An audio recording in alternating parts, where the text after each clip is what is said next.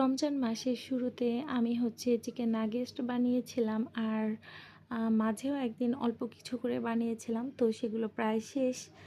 আর আজকে আর হবে না। তো আজকে এইজন্য মুস্কানের জন্য নাগেটস বানিয়ে নিচ্ছি। আর কালকে ইফতার পার্টি আছে। তো দেখা যাবে আমি একা হাতে একদিনে এত কিছু করতে পারবো না। ১টা ২টা বানিয়ে রাখলে আমার জন্য অনেক সহজ হবে। আর দেখা যায় আমি সবসময় চিকেন নাগেটস এরকম মানে ব্রেড ক্রাম্বসেই কোটিং করে নিই। এতে করে দেখতে এত সুন্দর লাগে। আর এতে করে কিন্তু আমাদের মানে এটা পুড়ে যায় না ফ্রাই করার সময়। নাহলে দেখা যায় টোস্ট বা বিস্কিটের গুঁড়া হলে এটা পুড়ে যাওয়ার চান্সটা বেশি থাকে।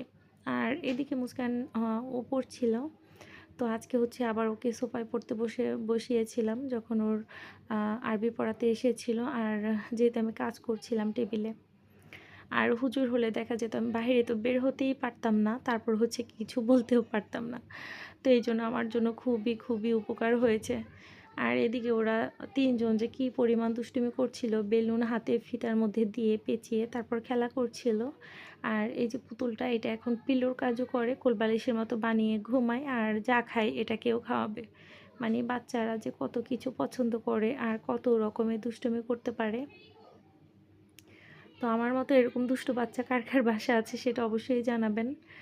আর এই যে পাশের বাসার মেয়েটা ওরাও কিন্তু অনেক এনজয় করে ওরা খেলা করে। আমার জন্য ভালো হয়েছে যে পাশের বাসায় মুস্কানের বয়সী একটা মেয়ে আছে। তো ওরা সময় করে একসাথে খেলতে পারে।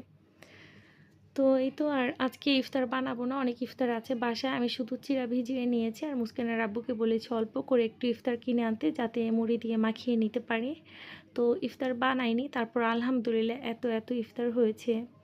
এখানে যে চিকেন নাগেটসটা করেছিলাম সেটা ফ্রাই করেছি। এখানে কয়েক রকম ফ্রুটস আর এখানে ইফতারটা ওর আব্বু ভেঙে নিয়েছে। আর কেক ছিল, পুডিং ছিল, চিড়া ভিজিয়ে নিয়েছি আর ডোনাট ছিল। আলহামদুলিল্লাহ যে আল্লাহর অনেক বড় একটা রহমত আর বরকত থাকে রমজান মাসে, এটাই তার প্রমাণ।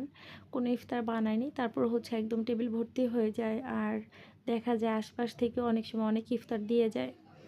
তো প্রতিদিনের তো আর ভিডিও করা সম্ভব হয় না। তো এই তো আর আজকের এই যে মুড়ি মাখা, আমার কাছে মনে হয় মুড়ি মাখা না হলে রমজান মাসে ইফতারটা পুরোপুরি সম্পূর্ণ হয় না। আর আজকের চিকেন নাগেটসটাও খুবই মজা হয়েছিল।